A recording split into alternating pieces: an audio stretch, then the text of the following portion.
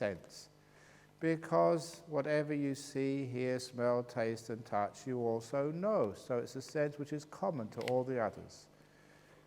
And that was Aristotle. Somehow or other, since that time, in Western culture, we have lost our mind and abandoned our common sense, which explains a lot about the West. This is part of our heritage, but I think from Christianity they decided to abandon that mind thing. But there is that sixth sense, the mind, and as you meditate, the energy goes into the mind. Like I said this morning, your mind gets stronger and stronger and stronger, which means a nimitta can appear much earlier and earlier because it's more powerful. Usually the five senses are so strong and the amplitude of the mind is so light, so you can hardly see the mind. But as you calm the five senses down, as you strengthen the mind, you get to that point which that person did, the mind gets so strong, the five senses so weak, that the mind starts to appear. That's why you saw a beautiful nimitta. It's also because you were happy. If you're happy, that's another sign that your mind is getting strong. Happy, beautiful ocean, lots of kangaroos hopping around. It's like a Garden of Eden out here. It's a little paradise. Animals just doing their stuff, people doing their stuff, beautiful feng shui, seeing. And those of you who know feng shui, this has got good feng shui, this place, because you see the ocean in the distance, and you're high up in the mountain. It's a great place for feng shui. Actually, I remember a friend who, he had trouble with his marriage, and he went to see a feng shui master, to deal with his marriage, and he told me it worked, because the feng shui master said the problem with his marriage was that the furniture in his home was not properly arranged. So when his wife was out shopping, he rearranged the furniture, poured it all against the front door so she couldn't come in. And there was no more problem with the marriage. That's a feng shui joke.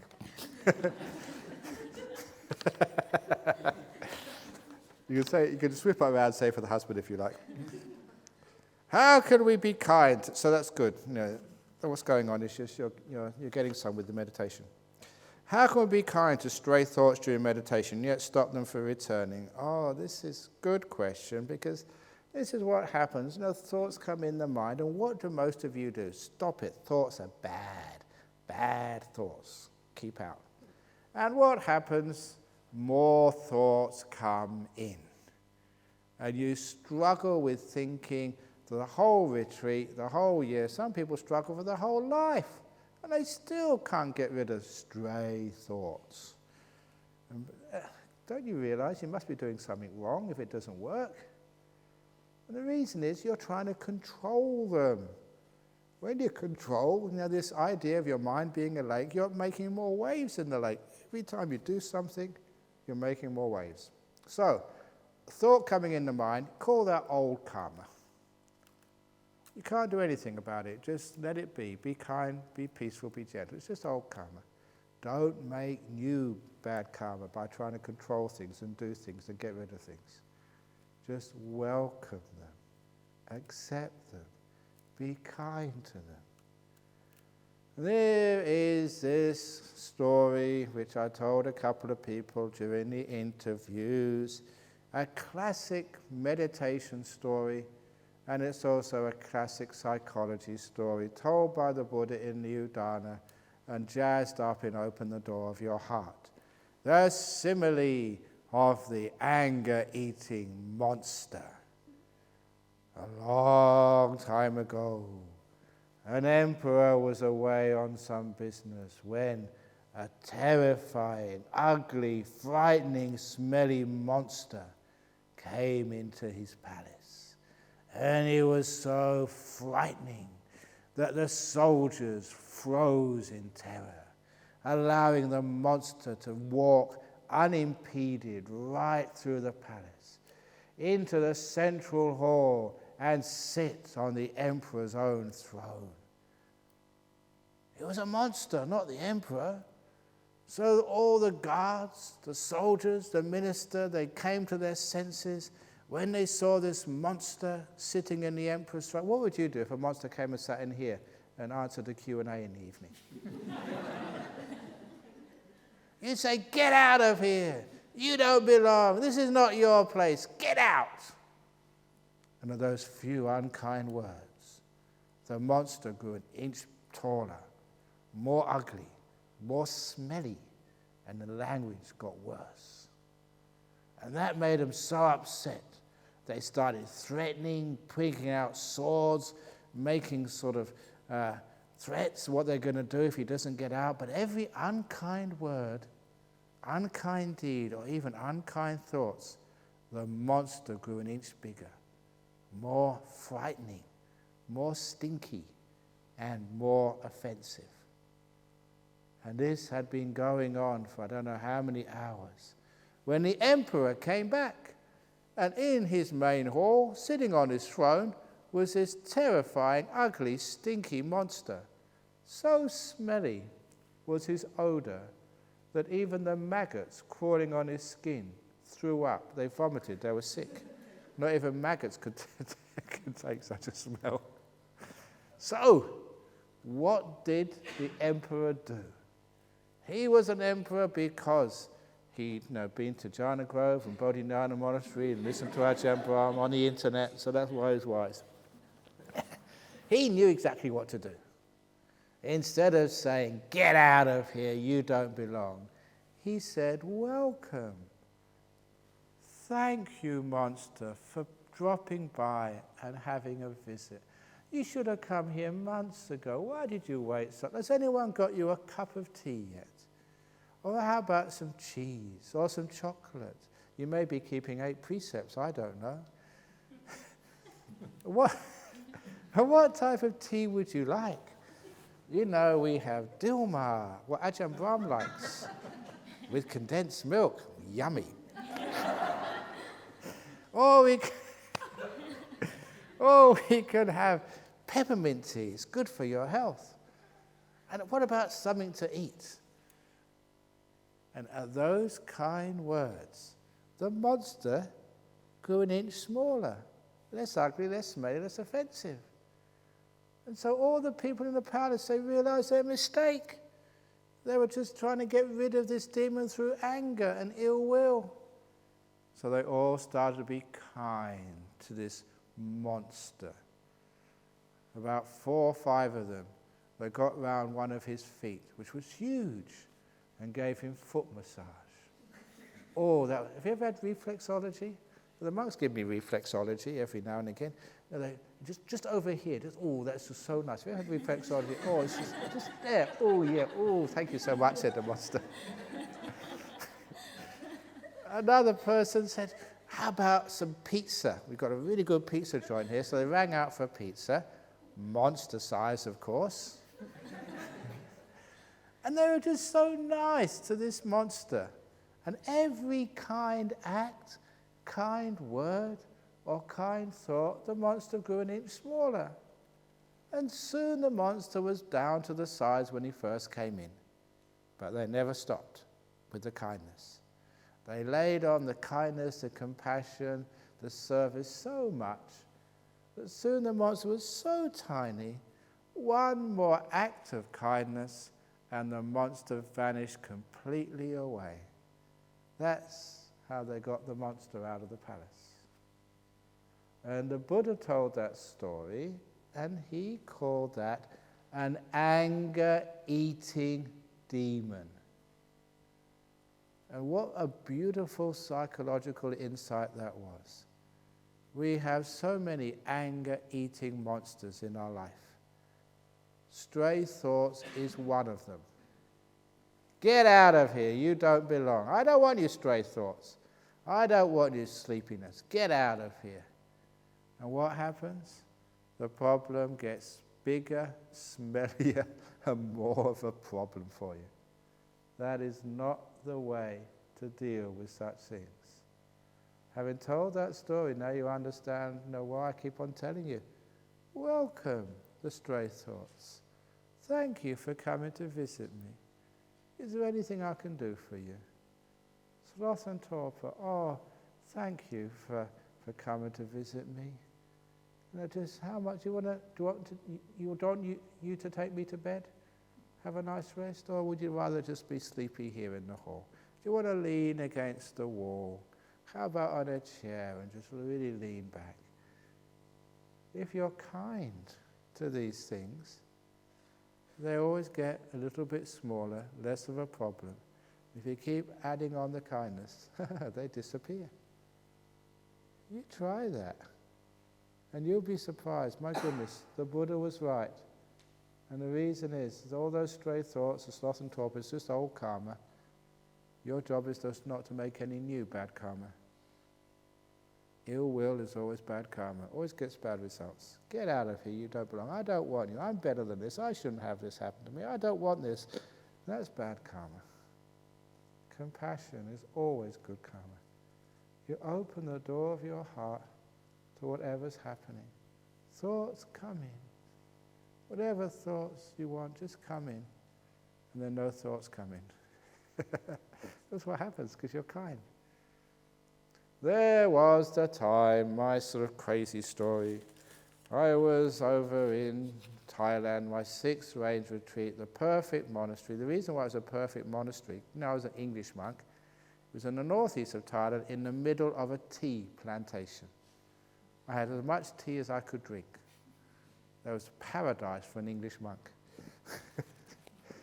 So there I was, drinking tea, meditating, having a great time, up in the mountains, cool, great food, cave, which I love to sit in. And the first couple of weeks, really nice meditation. Then I started to get restless. And then I started getting really restless. And all these thoughts started coming in my mind. Now, I always loved being a monk. I like being a monk. I want to be a monk.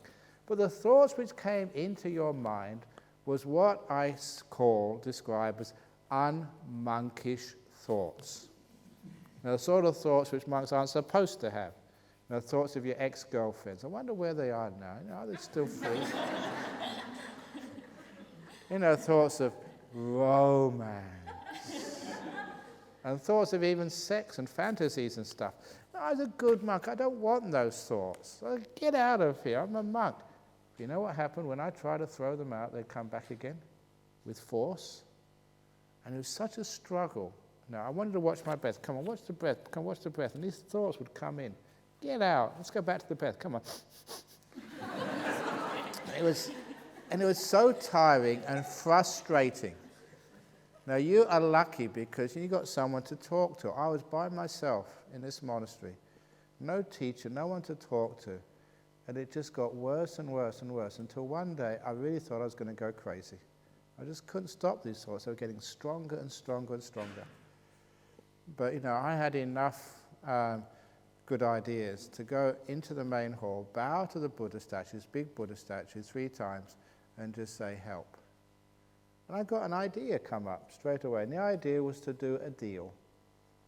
And the deal was I would allow myself to think any thought whatsoever, the weirdest sexual fantasies, romance or whatever, old girlfriends, from 3 to 4 p.m. every afternoon. 3 to 4 p.m. was my weird thought hour. Anything went. The rest of the time I'd behave.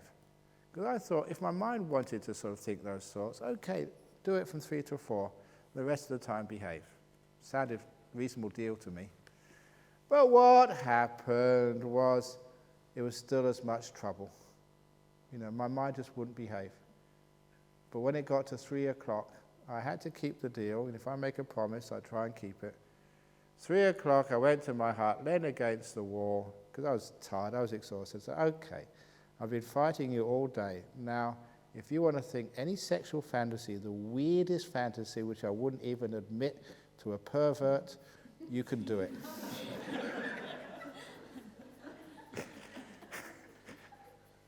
You know what happened the next hour? My mind watched every breath without missing one, without any effort at all. It was a peaceful hour. And this is true, and I just couldn't believe what the heck is going on. When I say you can watch, any sexual fantasy romance, you watch the breath. When I ask you to watch the breath, you do all this fantasy stuff. What's going on? And as soon you realize, for that hour, I was just being kind, letting go, not fighting. Just letting these things be. Whatever happens, you can happen. That's why my mind was peaceful. All the rest of the time I was saying, get out of here, you don't belong. And the monster was getting bigger and bigger and bigger. As soon as I said, welcome monster, you can come in if you want, then the monster didn't come in at all.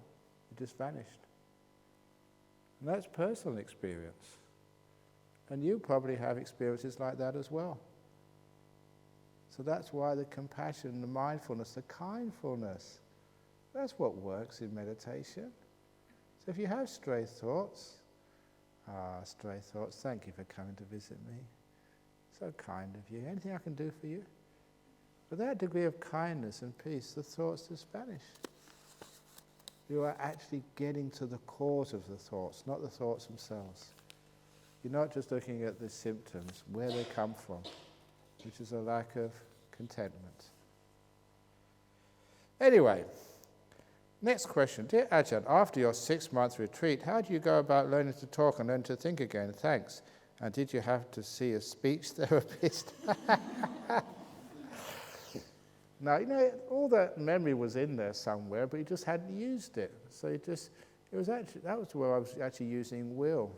And that's why I got a headache. I hate using will, but sometimes you have to. And so, all the thing was in there, but you just have to force your mind to think. Someone would talk to you, and you just want to be silent. But that wasn't compassionate enough.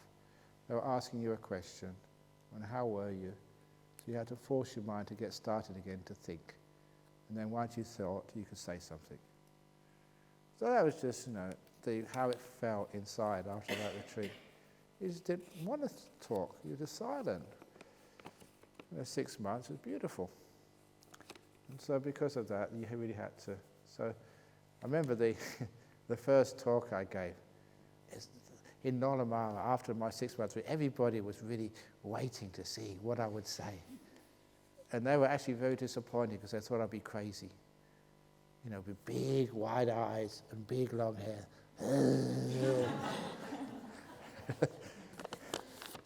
So number one, I wasn't crazy. Because people like weird things. Just ordinary things is just, boring. But see someone weird and really over the top and crazy, that would be quite cool. But no, I wasn't crazy, but very powerful.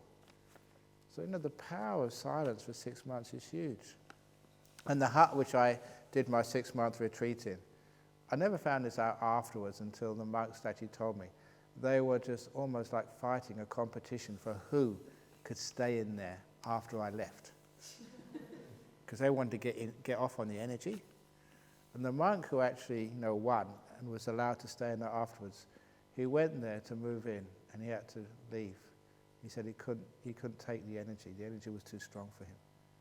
It took a while, a couple of days for it to sort of cool off. And then he could actually go in. Powerful energy. That was really good stuff. So it was really good stuff, that. And then, places do have energy. For those of you who've gone to Bodhinyana Monastery, the hall there, that's really tight, good energy there, as I said the other day. So if you haven't had good meditation here yet, just go over there. Sit in that hall. That's really beautiful. People who haven't really had good meditation before can get good meditation there. And actually we did get a proper Feng Shui master come once. And, I didn't know. I wasn't here when he came, but the people told me afterwards. He went in the hall and he said, brilliant Feng Shui in the front. In the back is not such good Feng Shui because the good monks sit in the front. The scallywags sit in the back. But it's really got good Feng Shui, and you feel that place. So yeah, things do have energy. Dear Ajahn Brahm, when the meditation is going all over the place, is it better to get up or continue sitting or to want for the restlessness to subside? Thank you. If you're really going all over the place, just ask your mind what it wants to do. Say, mind, what do you want to do? Do you want to get up? Do you want to stay here? Your call. So ask your mind. It's much better that way. Because then the mind will say, oh, okay, I'll stay here. The mind will say, oh, no, I want to get up. Okay, you want to get up? I'll get up. So you stop controlling. And if you do that, then your mind doesn't go all over the place in the beginning. It goes all over the place because you're controlling the mind, and the mind, when it's controlled, throws a tantrum. So again, just Oh, welcome, crazy mind. And then the anger eating demon gets less and less and less, and you get very still. Remember not to control the mind. Your job, again, in meditation is just to be kindful. Be aware and be kind. That's all. It's so easy to do. You can't always get nimittas. You can't always watch your breath. Sometimes you have thoughts, but you can always be kind. You can always be aware, which means you can always meditate.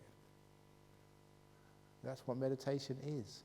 Meditation is not what you're aware of. Meditation is how you are aware of whatever it is. And if you're mindful and kind, great, you're meditating. It's only a matter of time before the incredible nimittas, the beautiful lights, and lottery numbers all come up. I better, crikey, I'm only done a few questions, so I better be quick. You said that when all the senses are gone, then only the mind remains. Can you explain this a bit further? I find that my functions of the tongue, the taste and touch, seeking for comfort, is more strong. What is the skillful way to use these two senses? What does moderation mean for these two senses? Okay, what happens? You're calming everything down. Now, when things are still, they disappear. Any sound, like the hum of an air conditioner, if it's constant, you can't hear it after a while. Because the brain can only notice things which change. If you sit still without moving, you can't feel the body after a while. It's just not moving. You close your eyes. You may notice when you close your eyes, the first thing you see is the inside of your eyelids. But there's nothing much happening there, so the brain sort of turns off. The brain is very efficient and quite lazy. It'll only do things which it feels are important, things which are moving.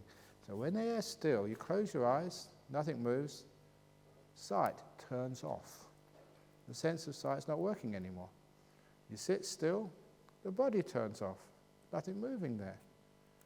You know, the smell, taste, as long as no one farts, then the smell, that's actually why in traditional Buddhist temples they lit incense.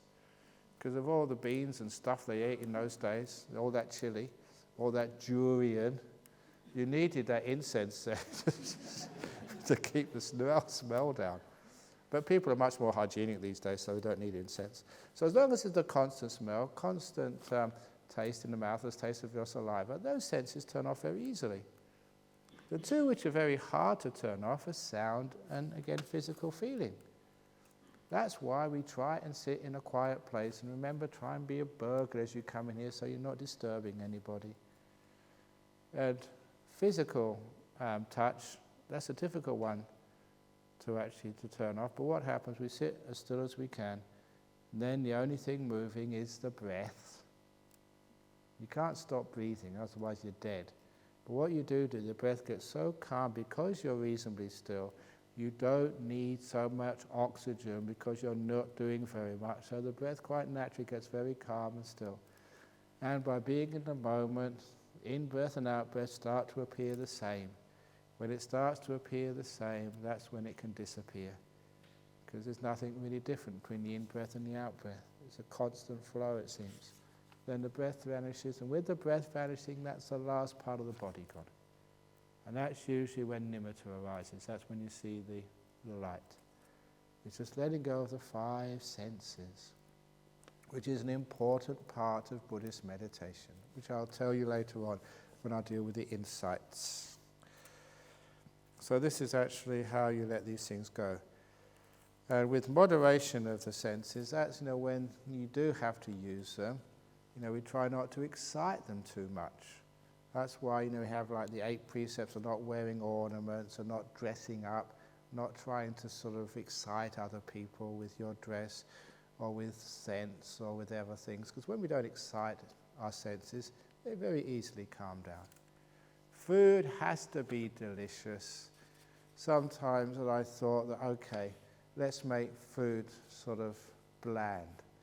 Let's get all the food which people bring every day, put it in a big pot, or even better, a trough. Stir it all up, and then instead of using plates, you can actually line up next to the trough and just Eat as much as you like. That would be moderation in eating, wouldn't it? And I tried that a few times, stirring everything up in your bowl.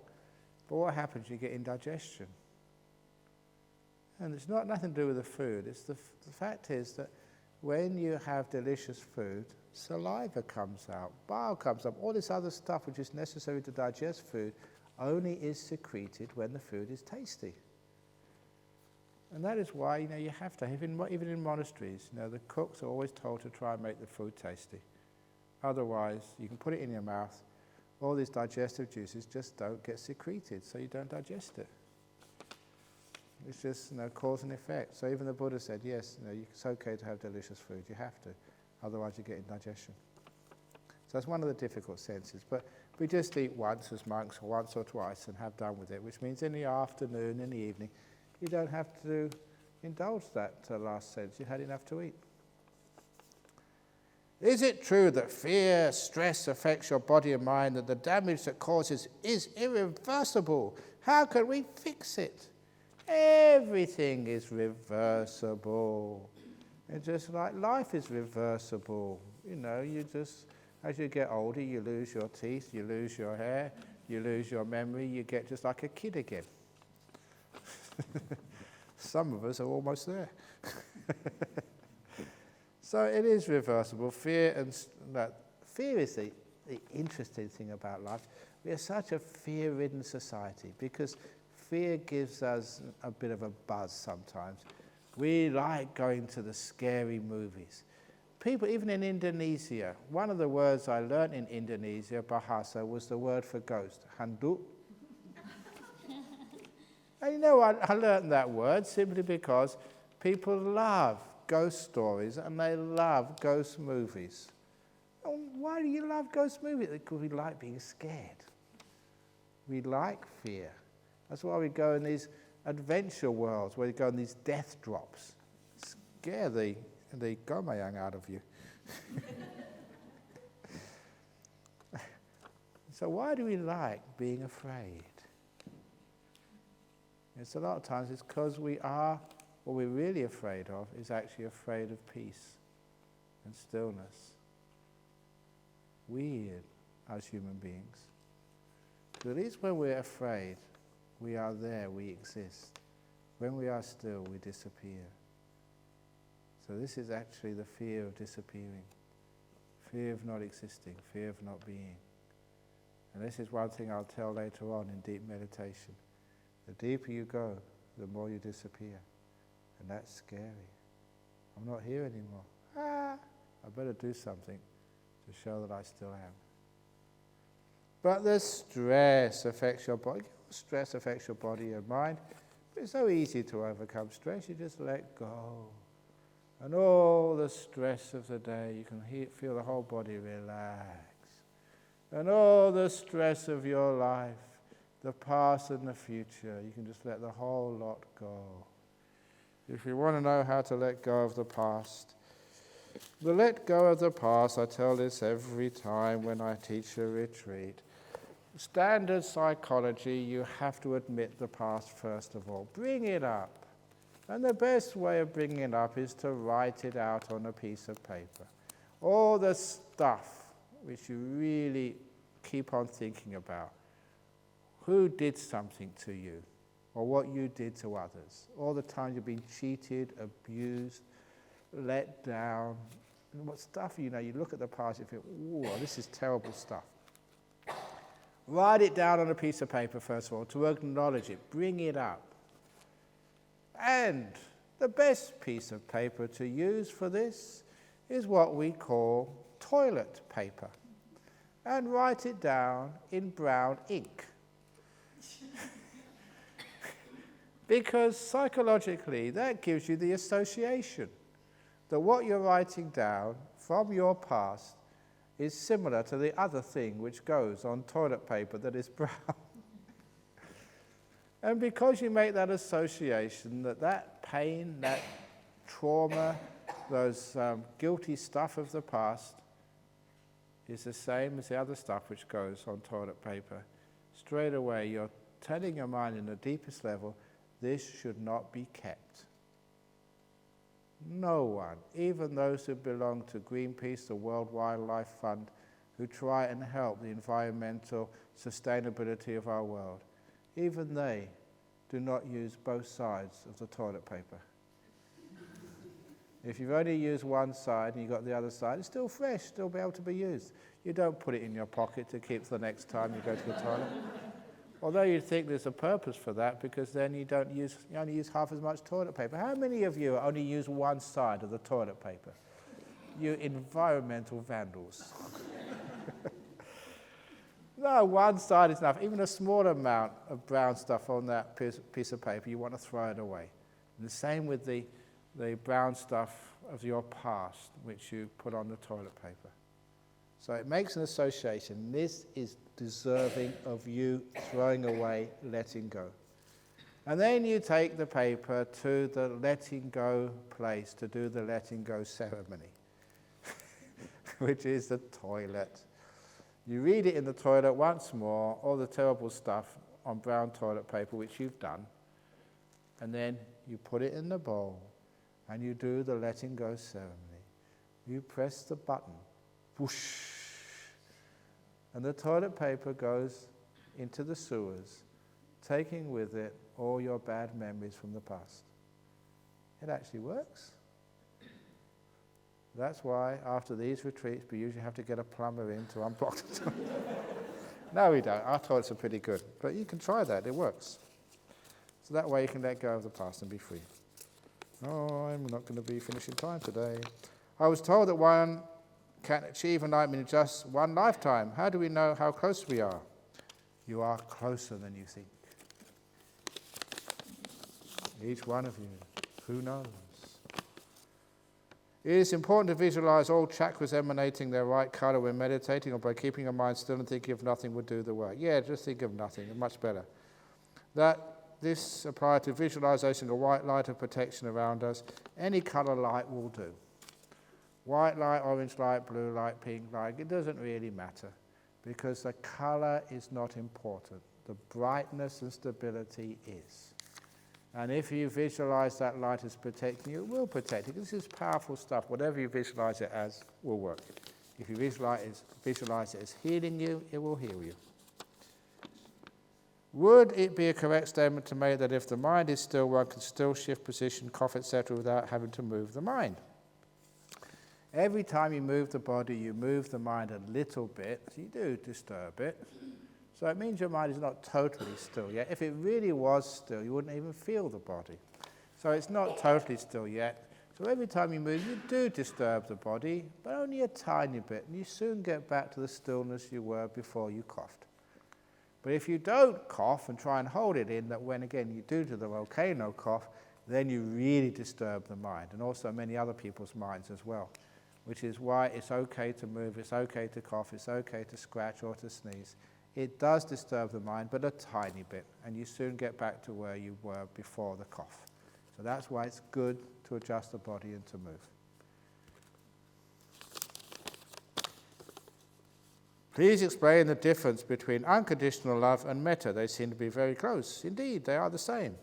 Tomorrow's talk will be on compassion and what it really is. So I'll do more of that later on. Thanks for your talk this morning. Can you please explain compassion again and how this is different from loving kindness? This is weird. Different handwriting, same question. And this happens every time. When I actually answer these questions, every retreat, there's always a bunch of questions come together almost exactly the same. Did you write this question, or was this some energy come into this room to make two of you ask the same question? Is this coincidence, or is something going on? Okay, they said the mango keeps dropping out of my hand but feels smooth. So they're sitting in the tree, they open their hand, but the mango keeps falling out. You haven't got a big enough hand. Your loving kindness is not big enough. Okay, how can I get pop songs out of my head? I like ABBA, Britney, and Madonna, but I don't think that will help me deepen my meditation practice. If you want to get a pop song into your head? Simon and Garfunkel. The Sound of Silence. We did a fundraiser once. It was Ming. And she had not a band, had a sort of like a string quartet there, very high class. But then, they stopped and they said, Ajahn Brahm, this is a fundraiser for this place, Jhana Grove. Can you sing a song, to raise money? And they put me in a spot, because raising funds for a good cause, and they wanted me to sing. And they said, we'll pay you a lot of money if you sing. So I said, okay. And they thought, wow, we've got Ajahn Brahm to sing. He's never sung before. It's actually breaking your precepts. You're not allowed to sing. So I said, I'll sing. Simon and Garfunkel, oh yeah, great, we like Simon. And I said, Sound of Silence, and then I shut up. Unfair. So how do you get pop songs out of my head? I like ABBA, Britney and Madonna, but I don't think they will help me deepen my meditation practice. If that's the case, go for a walk outside in the bush and listen to the sounds of nature. It's called substitution. Listen to more beautiful sounds than ABBA and Madonna or whatever. And the sounds of nature are those sounds. Listen to the sound of the wind rustling the leaves. There's a very light wind around here these days. And if you go and you can just about listen to the sound of the wind. Listen to the sound of the birds. Now, sounds of nature are very calming. And the best thing about them, they soon stop. They don't leave a residue in the mind like pop songs do. So substitute the sounds of music still in your head with the sounds of nature. And when the sounds of nature stop, so will the other sounds in the mind. Can you please explain the meaning behind eating only 2 meals? You eat only 2 meals, and if you eat 3 meals, look at me, I eat only 2 meals and I still get fat. So imagine if I ate 3 meals, I'd be just dead by now. The reason we only eat 2 meals, it's enough for you. If you look at history, human beings are not meant to eat 3, 4, 5, 6 meals a day, like they do in Singapore and Malaysia and many other Asian countries. It's amazing. Maybe sometimes you arrive there late at night. You arrive there late at night and you go through the streets and restaurants are opening at all hours of the night. I remember I was giving a retreat conference in Malacca. And lots of people from the BF, they went to Malacca because Malacca is well known for food. So, they weren't really coming to listen to me. That was just the excuse. And I know this happened because, we finished off about 9 o'clock, 9:30 the talk, and I went to bed. And these, BF, about 30, 40 people, they were supposed to go into the temple to rest at night. But what did they do? They didn't go into the temple. They went to a restaurant to eat. And they didn't come back till about midnight. And apparently the temple was all locked up.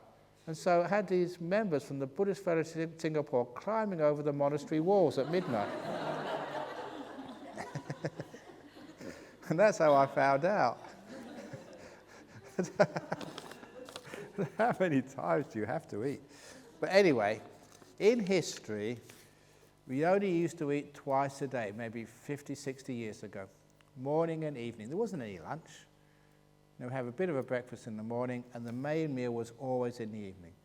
Go back earlier in civilization, there used to be one meal, and it was always in the evening. After work, tilling the fields or whatever, then you'd have a big meal together, and that was it. If you go even earlier in history, in the dinosaur times, you'd have a meal just maybe once every 3 or 4 days whenever you could catch a mammoth, and that was it. So this, eating so many times a day is only a very, very modern innovation in human culture. You don't need to do that. And the reason we only eat sort of in the morning time is because, you eat a lot in the morning, you may be a bit sleepy, have a rest after lunch if you want to, but then the whole afternoon, evening, nighttime, you're free. And all the blood is not digesting the food, all the blood is free to go to your brain to meditate and have no sloth and torpor. It's just this beautiful long time you don't have to worry about eating, so you can meditate. That's why we do it. One of the sutta mentioned mind over mind, tongue on the palate, teeth clenched method. Please elaborate on this, as the energy required to this must be infinity. Yeah, that's the last option when you're really desperate, but it usually doesn't work. That is the willpower method, when you clench your teeth. I've got these terrible defilements. I'm not going to do it. I'm going to press myself. I'm not going to do it. I'm not going to do it. I'm not going to do it. And then you go and do it, whatever it is. Yeah, it doesn't work, does it? So no, trying to control yourself through willpower, it never works. Wisdom power is the way. So that's why I always say, not willpower, but wisdom power. That's the way of Buddhism. The Buddha was such a compassionate and wise person. He never wielded a stick. He never threatened to send people to hell if they didn't behave. He didn't need to do that. He had a much more powerful, wise way of doing it. Wisdom power and kindness power. That is what is far more effective. And that's far more effective in life as well. You try and control your kids by shouting at them or beating them or whatever. All they'll do is learn how to not get caught next time. Use wisdom power and kindness power, and that is far more effective on training others and also training yourself. I remember my father once telling me, he was a very good example to me. He once did many things and took me aside once. He said, never steal anything. If you really want something that badly, you're going to take a chance and steal from somebody, just ask me and I'll buy it for you.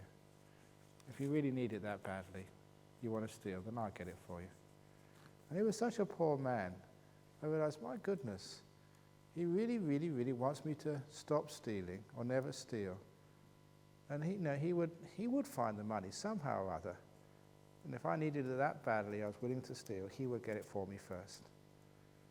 And that just stopped any thought of stealing, ever. When I realized how important it was to my father not to steal, he would sacrifice everything to stop me stealing. And that wisdom, compassion, power, that was much, much, much more effective than threatening me. If you steal anything, I'll beat you, I'll put you in the room, I'll take away this or take away that. That would not work. But the wisdom, compassion, power, that was powerful. Sometimes I feel a weariness in my body, especially on the neck area. What can I do? What you can do is take out the neck, get it amputated, so you don't have any weariness. We don't need a neck for it, just put the head straight on the shoulders. The neck is just a hubris part of the body. What's the neck there for anyway? So if it's really weary, take it off. You always got to think outside the box. So, okay, especially in the neck area, pain in the neck. So,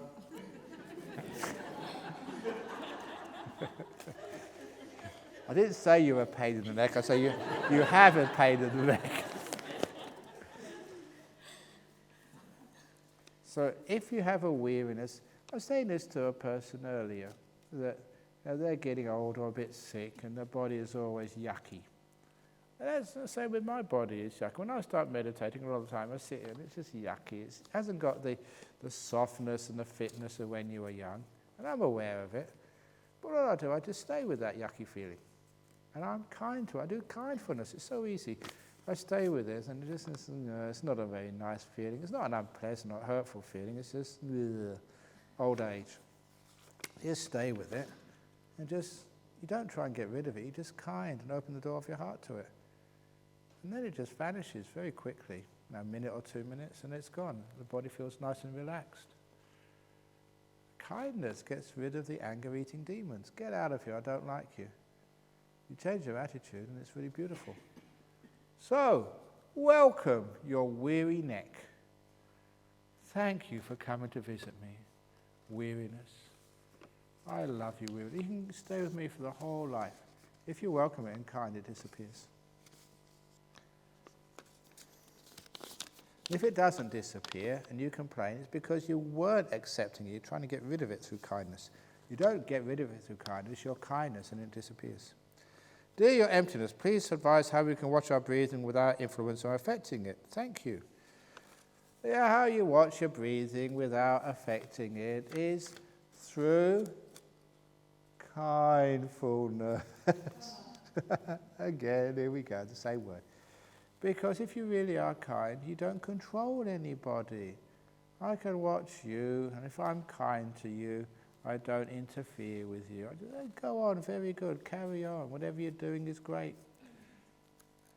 And that's what you do with your breath. Breath, wonderful, carry on. Whatever you're doing is great. You've been breathing in and breathing out all my life, and you haven't failed me yet, so I'm not going to interfere with you. I trust you. Go on, carry on breathing. My job is just to watch, not to interfere.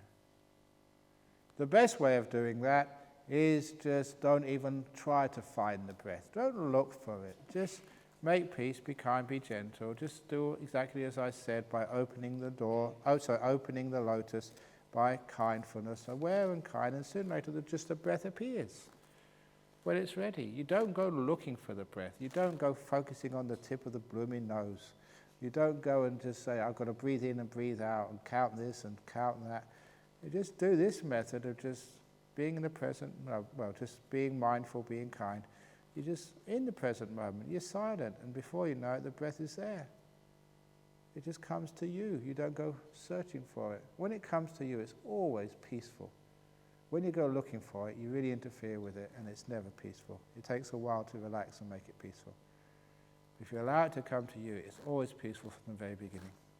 That's the best way of meditating. You spoke this morning of the doing and knowing minds. How do you work with these in everyday life? How do you do it? Because you've got to work in life, but do you ever get tired when you're working? Do you ever get exhausted and feel so tired and you've still got lots more work to do? And what do? You just carry on using willpower to get through. That is stupid. Instead, when you feel tired, you've had enough at work, let go and put more energy into the knowing by stopping doing things for a little while. There's one guy I know who does the 1 minute meditation every hour on the hour at work to stop doing things, to give his mindfulness a bit more of a boost of energy. So at his desk, he closes his eyes for 60 seconds and does absolutely nothing and meditates. When his boss passes, he sees him with his eyes closed, and he thinks, oh, he must be contemplating the contract. And no one knows what you're doing when you've got your eyes closed. They can't read your mind. And if that doesn't work, the other person is they go and do meditation for 10 or 15 minutes when they feel really stuffed and they can't really do anything. They go and meditate for 15 minutes, in their office building. And the best place to do that is in the toilet, in the cubicle, because no one will disturb you in the cubicle. Even if you've got a boss from hell, you can just say, oh, I've got digestion problems, I'm constipated. You're not lying because your brain is constipated. That's why you're going into the toilet cell to meditate, and you need to get a bit of peace and quiet in there. So you can relax.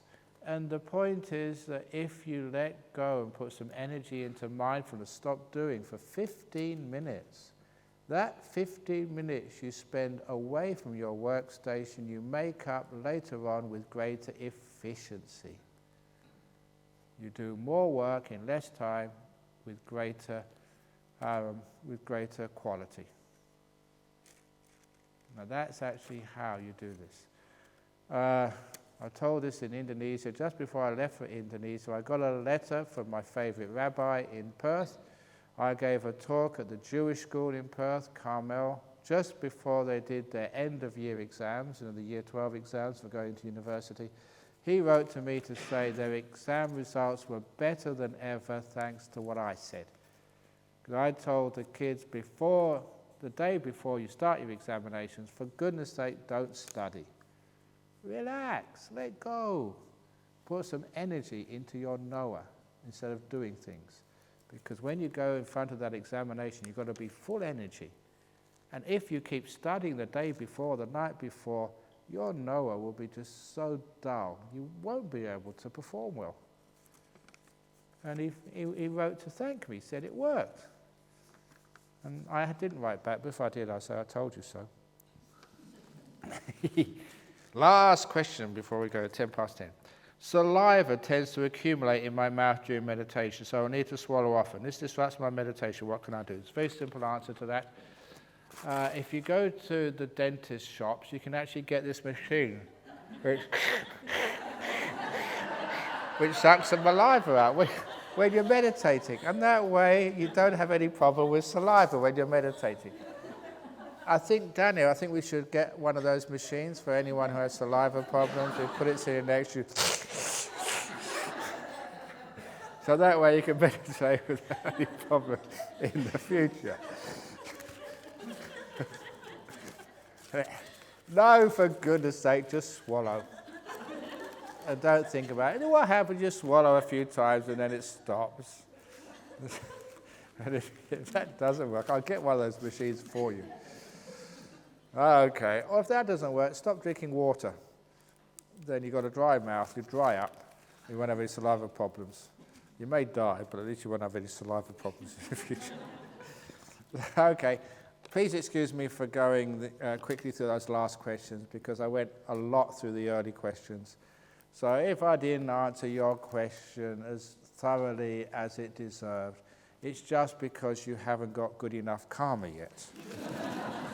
Nothing to do with me, not my fault. So don't blame the management, it's your fault, as usual. That's what I say on this retreat. If you do have any complaints, anything which is wrong, please see Dania, the caretaker, or Bianca, the manager. So their complaints. Any compliments, please come and see me.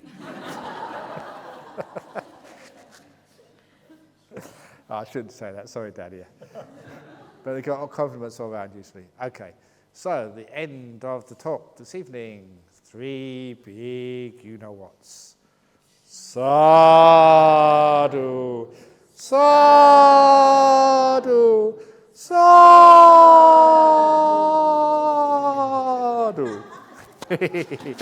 Very good, so have a great night. Meditate some more if you want, here or over in your hut or on the stupas, but please, no trying to touch the Buddha inside the stupa. Okay, good night.